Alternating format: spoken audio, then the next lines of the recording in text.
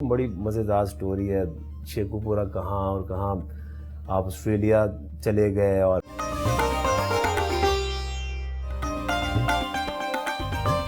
Cantt में लाहौर कलंदर के दफ्तर पहुंचे।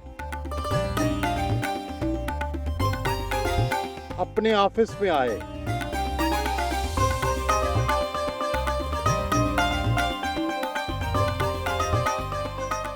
खुशकिस्मत है कि दाढ़ी मूंछ भी नहीं निकली थी। 16 साल की उम्र में टेस्ट कैप पहन ली। क्या अब भी नौजवानों के लिए ऐसे मौके मौजूद हैं? मेरी खुशकिस्मती इस तरह से थी कि इमरान खान जो थे वो तब पाकिस्तानी टीम के कप्तान थे और वो इस तरह के कप्तान थे कि जो रवायती कप्तान नहीं थे। वो अपनी टीम को असल में ओन करते थे और उन्हें जहाँ भी कोई टैलेंट मिलता था वो उस पे कंप्रोमाइज़ नहीं करते थे। रमीज राजा ने तो कहा कि ये स्काई लैब की तरह है कि अचानक किसी को पता भी नहीं था और एयरपोर्ट आकब जावेद को बुला लिया और जाकर टीम में खिला दिया। क्या वाकई इस तरह आए थे आप?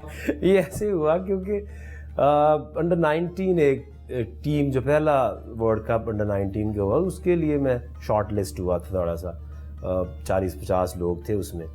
तो उसमें पाकिस्तानी टीम का भी कैंप लगा हुआ था कदाफी स्टेडियम में और एक साइड पे हमारा अंडर 19 की वो सिलेक्शन प्रोसेस अभी जा रहा था। तो मैं बॉलिंग कर रहा था तो मुझे इमरान खान ने देखा। आपने मैनेज किया देखना या खुद ही इत्तेफाक हो गया?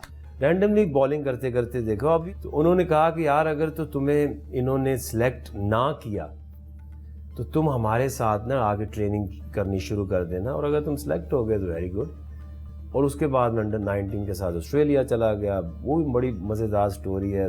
शेखुपुरा कहाँ और कहाँ आप ऑस्ट्रेलिया चले गए और वो एक्सपीरियंस भी मज़ेदार इस तरह से बनता है कि दो प्लेयर्स को गोरों के घरों में डिवाइड कर दिया। आपको होटल में नहीं रखा? मुझे भी एक मेरा साथी था, हम दोनों को वो गोरे गाड़ी में बिठा के ले गए। अब ना अंग्रेज़ी आए ना कल्चर की समझ आए, उनके घर चले गए तो जो वो खाने को दें वो खा लें, मांगे भी कुछ ना। कोई हैरान कुन बात भी थी वहाँ? हैरान कुन बात ये है कि उन्होंने आपसे एक दफ़ा बात करनी, जब हमारी तो वो शर्म में है ना, किसी के घर जाना है तो मर जाना है प्यास से, बोतल नहीं मांगनी। और जब मैं वापस भी आया अंडर 19 वो जो हमारा कुछ 1.5 महीने का टूर था, तो आते मुझे लगा मैं कोई इंसान वो नहीं हूँ। आकब जावेद एक मुख्तलिफ आदमी बन गया। क्योंकि एक चीज़ ज़रूरी है कि आपको अपने आप पे ट्रस्ट करना बहुत ज़रूरी है। अगर आप तो दो ही तरह के लोग होते हैं ना, एक वो होते हैं जो डरपोक होते हैं, बाई नेचर ही होते हैं ना कि मैंने ये चीज़ कर ली तो होगा क्या। तो मैंने तो अपने आप के ऊपर ट्रस्ट करके ज़िंदगी में जो मैंने करना चाहा, डरे नहीं कभी? बिल्कुल नहीं डरा। थोड़ा बहुत खौफजदा तो होता नहीं। जब नाकामी होती है किसी तजर्बे से तो मायूस नहीं हो जाते? जो क्रिकेटर है वो तो नाकामी का मुंह देख के ग्राउंड में जाता है। अब देखें ना कि ज़िंदगी के क्या क्या एक्सपीरियंस है। 92 वर्ल्ड कप के वो हार भी याद है और 96 वर्ल्ड कप इंडिया से हार के आए तो प्रैक्टिकली लोगों ने सर में गंदे अंडे और गंदे टमाटर मारे। ठीक है। और फिर आगे बात चली तो मुझे वो भी टाइम याद है जब मैच फिक्सिंग के अगेंस्ट जब मैं खड़ा होके जाके खिलाफ अपने बेस्ट फ्रेंड्स के अगेंस्ट जाके एविडेंस देने की कोशिश की, उनको इल्ज़ाम लगाने की कोशिश। आपने तो वकार यूनुस पे इल्ज़ाम लगा दिया कि उसने गाड़ी रिश्वत में ली है। तो ये सारा कुछ है, अब इसको आगे जिसने ले जाना है ले जाए। तो आप इतना बड़ा रिस्क क्यों ले लेते हैं? नहीं, आप इस तरह नहीं सोचते ज़िंदगी को। आप ये सोचते हो क्या ये मैं जो काम करने जा रहा हूँ ये सही है या ये गलत है। वो काम फर्ज करें गलत निकल आया या उसमें नाकामी हो गई, फिर क्या करते हैं? फिर ये सोचता हूँ कि हाँ मैं हारा हूँ, नाकाम हुआ हूँ और अब मुझे क्या करना है हार के। क्योंकि वो जब तक आप वो जलालत फील ना करो अपने अंदर, हार को मानो ना, तो आप उसे निकल नहीं सकते।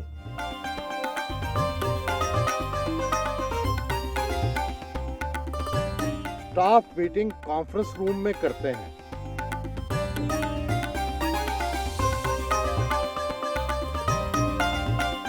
लाहौर कलंदर ये दुनिया की वाहिद फ्रेंचाइज है जिसका लॉन्ग टर्म में cricket Australia, New South Wales जो उनकी स्टेट है उनके साथ कॉन्ट्रैक्ट है। उनके साथ जो हमारा कॉन्ट्रैक्ट है उसमें ये है कि हम players exchange programme, coaches exchange programme, fans exchange programme, जैसे हमने अपने पूरी एक्टिवेशंस के बाद जो बेस्ट प्लेयर्स थे उनको वहाँ भेजा ताकि वो उनके साथ मैचेस खेलें। लाहौर कलंदर्स ने लोगों को मायूस भी बड़ा किया है।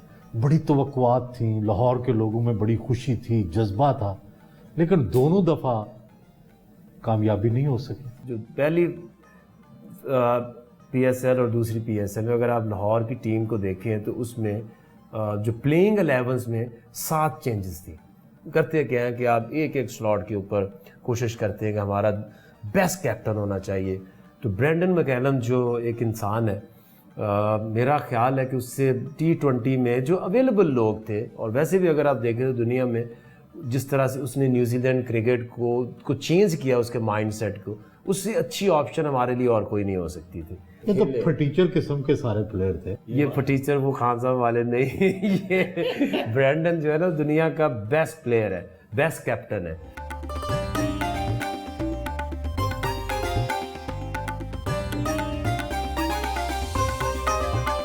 कहाँ लाहौर कलंदर में प्रॉब्लम था? लाहौर कलंदर ने दिलों को जोड़ा।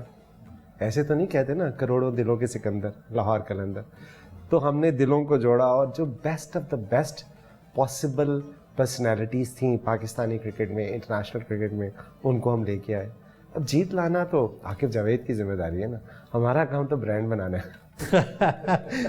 फ्रेंचाइज ने PSL से बहुत पैसे कमाए हैं या बहुत नुकसान हो गया? लोगों की नज़रों से देखूं तो बहुत पैसे हैं और अगर अपनी नज़र से देखूं तो इट्स एन इन्वेस्टमेंट। तो क्या अभी तक बिल्कुल कुछ मुनाफा नहीं हुआ? नहीं, मुनाफा आप अगर एक छोटी सी बेकरी भी खोलते हैं ना तो 1 साल बाद आप उसमें ये नहीं पूछते कि कितना प्रॉफिट आया। एक लॉन्ग टर्म उसका बेनिफिट होता है। और सिंस ये लीग पाकिस्तान में भी हो नहीं रही तो हमने जानते बूझते हुए इन्वेस्टमेंट की, लेकिन जिस दिन ये लीग पाकिस्तान में आ गई, इससे बड़ा प्रोडक्ट पाकिस्तान की हिस्ट्री में कोई नहीं है। अब तक कितने पैसे खर्च कर चुके हैं, कितनी सरमायाकारी कर चुके हैं? अगर आप फीस स्ट्रक्चर से देख लें, क्योंकि जहाँ पे हम जाते हैं लोग समझते हैं $1 मिलियन आ गए क्योंकि आपने फ्रेंचाइज जो है वो उस अमाउंट की उठाई हुई है। तो $1 मिलियन की? नहीं सर, हमारी फ्रेंचाइज अबाउट $3 मिलियन की, $3 million per year. So it's a commitment of about $30 million. अभी सिर्फ पैसे खर्च रहे हैं। इन्वेस्ट करें, खर्च करना इज समथिंग डिफरेंट, इन्वेस्ट करना is something different. But Lahore Qalandar की जो फिलॉसफी है, दूसरे शायद उससे एग्री ना करें, हमने जितनी भी हमने फीस दी है उससे दोगुना हमने खर्चा किया। आप देखें पूरी दुनिया में कितने मुल्क क्रिकेट खेलते हैं, 8-10 मुल्क एसोसिएट मिला लें, 15, 16, 20 हो जाएंगे। उनमें सिर्फ एक IPL थी जिसने पूरी दुनिया को छाई हुई थी, और अब उसको सीरियस थ्रेट PSL से। उसकी वजह क्या है? लोगों की गेम से मोहब्बत। और इसके अलावा इंडिया में आप देखें फिल्म इंडस्ट्री है, इंडिया में म्यूज़िक है, इंडिया में और बहुत सी चीज़ें हैं। हमारे यहाँ तो सिर्फ क्रिकेट है, कुछ बचा ही नहीं। ये तो आप क्रिकेट में म्यूजिक ले आए ना। वही कर रहे हैं ना, दमादम मस्त क्या है, हमने क्यों रखी है टाइम लाइन। 30 साल हिस्ट्री आप उठा लें इंडो पाक की, तो जिस चीज़ ने म्यूज़िक को कन्वर्ट किया वो दमादम मस्त है।